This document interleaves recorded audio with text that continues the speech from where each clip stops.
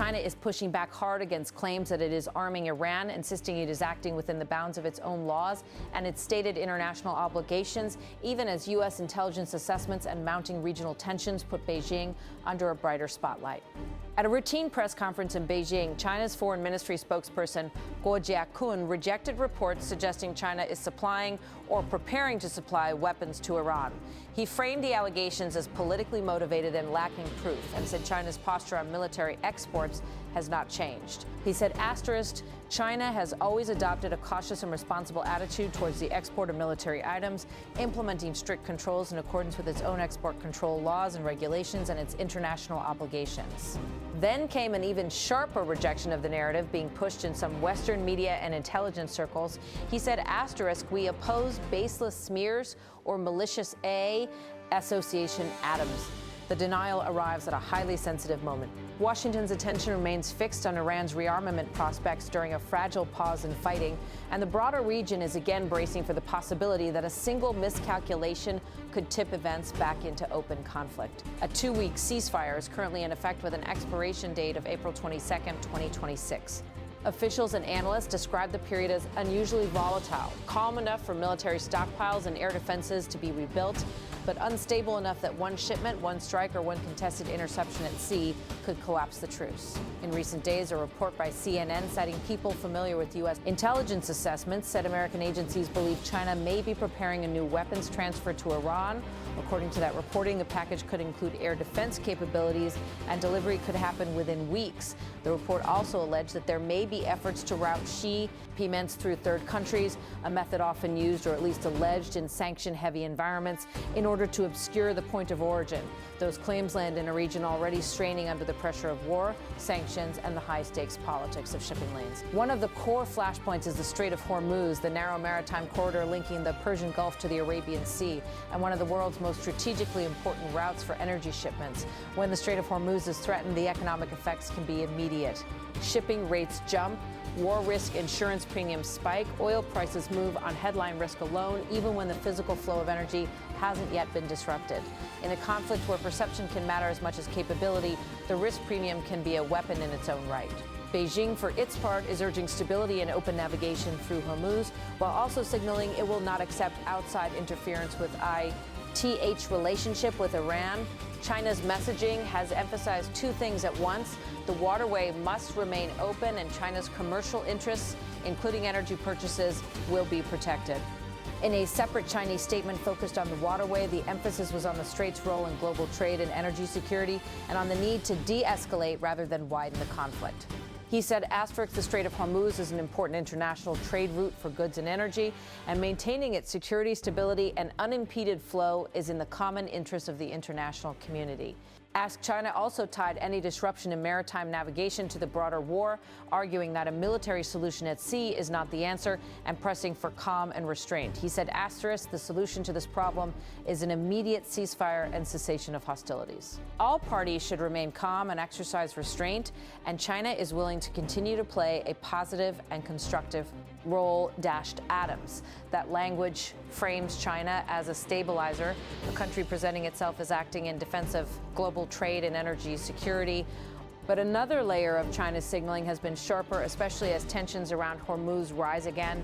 China's defense minister, Admiral Dong Jun, has drawn attention for remarks portraying Chinese maritime movement through Hormuz as steady and undeterred. His comments are being read as a message not only to Iran and Gulf states, but also to Washington and its partners. China intends to remain present in the region, and it intends to keep its trade routes open. In public comments, Dong described China as closely monitoring the Middle East situation with specific focus on Hormuz. The subtext is clear. For Beijing, this is not a distant regional dispute. It is a direct test of energy security and commercial access. Dong stressed that Chinese commercial and naval traffic continues to pass through the strait. The intent is to project continue tied to suggest China's supply lines remain intact, despite threats, military posturing, and growing uncertainty.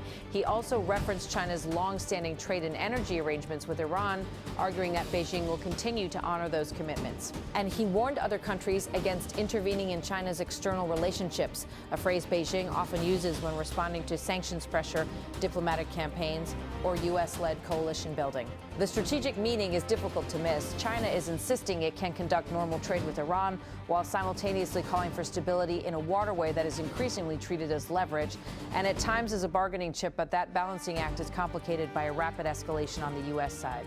President Donald Trump has moved from threats to action, with U.S. steps now described as a blockade focused on Iranian ports rather than a full closure of the entire strait, but still a major escalation that exits how companies, insurers, and governments calculate risk. The policy is aimed at cutting Iran's ability to benefit from oil sales and applying pressure through maritime enforcement. U.S.-Iran ceasefire talks over the weekend did not produce an agreement beyond the current pause, and the failure of those discussions has widened the gap between what the truce promises on paper and what actually happens in contested waters. The immediate consequence has been more military pressure layered onto an already fragile ceasefire. Even if commercial ships can technically pass, the perception of danger can thin traffic dramatically. In shipping, fear of a single incident is often enough to change behavior for weeks. Against this backdrop, U.S. officials are voicing a parallel concern. Iran could use the ceasefire window to rebuild key air defense capabilities, possibly with outside help. That is where the intelligence claims about China become so politically and militarily significant. If Iran is replenishing, then every suspected shipment becomes a strategic question. What is being moved? How quickly? Who is enabling it? And what will it mean if fighting resumes the moment the ceasefire expires? The CNN reporting suggested U.S. intelligence believes China is preparing to transfer air defense systems. Sources cited in that reporting said the systems could include man-portable air defense systems, shoulder-fired missiles, often referred to as man-pads. These are not the kind of large, fixed strategic systems that transform a war overnight, but they can impose real costs by threatening low-flying aircraft, helicopters, drones, and particular mission profiles near the front.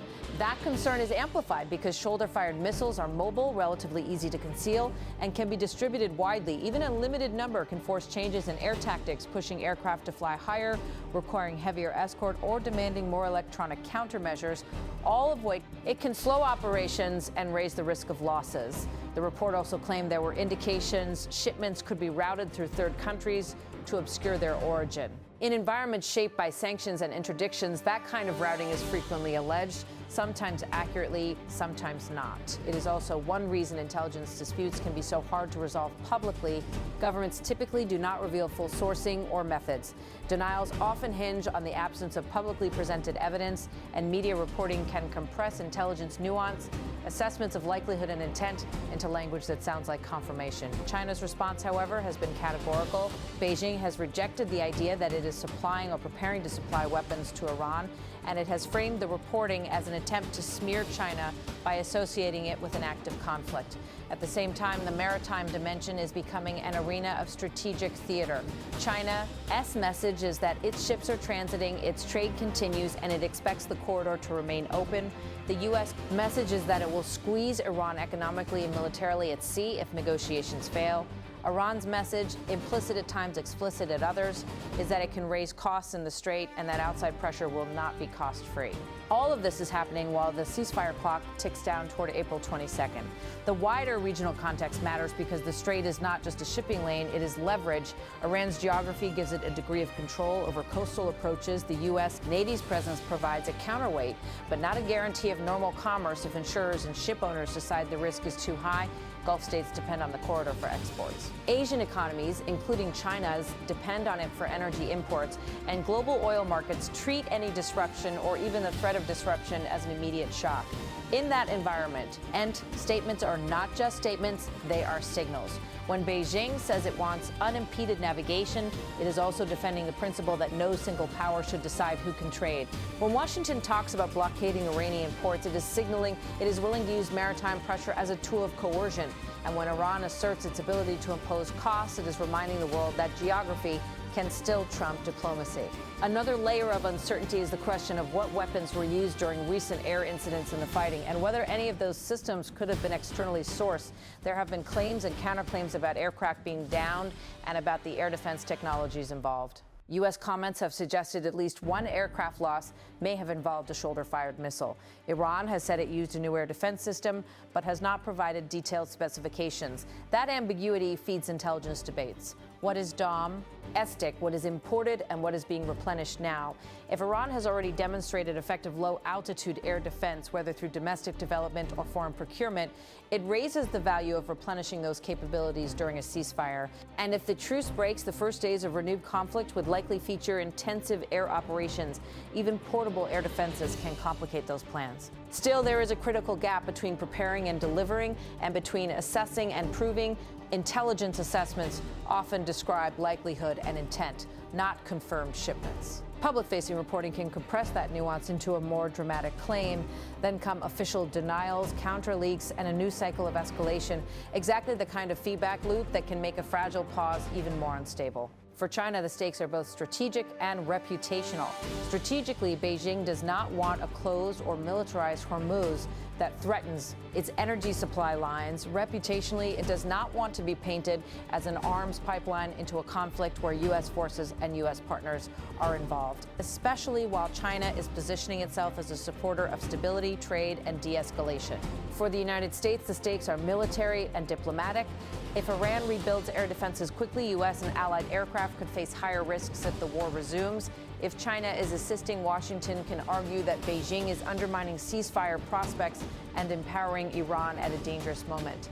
At the same time, the United States has to manage the risk of widening the conflict, including incidents involving third-country vessels in a crowded sea lane where a mistake or a misunderstanding can spiral quickly. For Iran, any pause in fighting is a chance to restore readiness, rearm what has been depleted, and strengthen deterrence. But it is also a period when any suspected shipment can become a trigger event, intercepted, sanctioned, or even struck, depending on how the blockade and enforcement posture evolves.